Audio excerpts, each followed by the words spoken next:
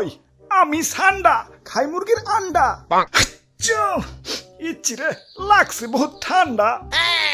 Saudi আরবে কফিলের যন্ত্রণায় 1971 সালে আমার দাদা পরদাদারা সৌদি ছেড়ে বাংলাদেশ এসে বসবাস শুরু করছিল।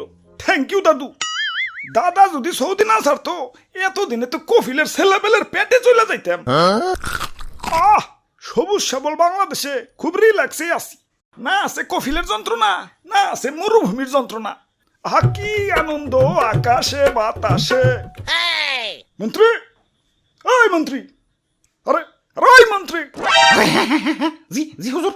সারাদিন টিকটক দেখ লইব, রাত সবার কাম করবো কেঠা? তোমার জেঠা? আরে হুজুর দেখেন না, নেট দুনিয়া তো পুরাই ঠান্ডাময়। আপনি তো পুরাই ভাইরাল হয়ে গেছেন। নেটে ঢুকলেই খালি আপনার ছবি। কি কও, তাই নাকি? কিরে ফোন দিল কারা? হ্যালো, কে? ও সময় টিভি, ইন্টারভিউ দিতে হইব। বাহ ভালোই তো। আচ্ছা ঠিক আছে। আবার কারা? হ্যালো, কে? নিউজ 420 কি? আপনার চ্যানেলও ইন্টারভিউ দিতে হইব? আচ্ছা আচ্ছা ঠিক আছে। হ্যালো, না না না, ইন্টারভিউ দিতে পারব না, ব্যস্ত আছি। হাই হাই, ও নো, এই ফোনের উপরে ফোন আইতাছে। ধুর, ভাইরাল হয়ে যন্ত্রণায় আছি, ফোনের পর ফোন। এই বাঙালি নিউজ রিপোর্টারকে কি খাইয়াতে কোনো কাম নাই। কেউ ভাইরাল হইলি হয়, ওরে নিয়ে নিউজ বানাইতে বানাইতে জগা খিচুড়ি বানাই দেয়। মানুষে পাত দিয়েও সারা পারে না, ওইটাও নিউজ হয়ে যায়।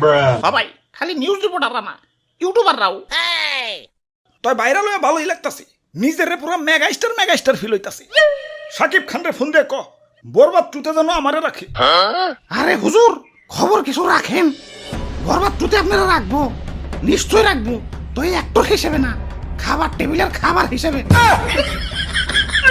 কি কও তুমি? হ্যাঁ, দেশে ঠান্ডা ভাইরাল হওয়ার পর থেকে দেশের পাবলিকরাও আমাকে ধরে ধরে খাওয়া শুরু করছে। অনেকে তো ঠান্ডা ভেবে বেচারা ঘুষাবেও ছাড় দিতেছে না, ঘুষাবও খাইতেছে। কও কি সৌদির কফিল কি বাংলাদেশে বললো নাকি? হুজুর এই মাত্র খবর পাইলাম, সুলতান ডাইনে ঠান্ডা বিরিয়ানি চালু করছে। এতক্ষণে কাম হইছে, বংশ তো নির্বংশ হয়ে যাবে।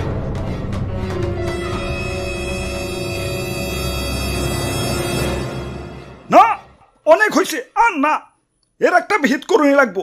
মন্ত্রী, আমার সৈন্যদের প্রস্তুত করো, যা যা আছে সব কিছু নিয়ে এয়ারপোর্টে হাজির হও। দেশ ছেড়ে পলাই তুইব। গুইসাপ, তোমরাও চলো, যে দেশে ইন্টারনেট নাই ওই দেশে যাবো।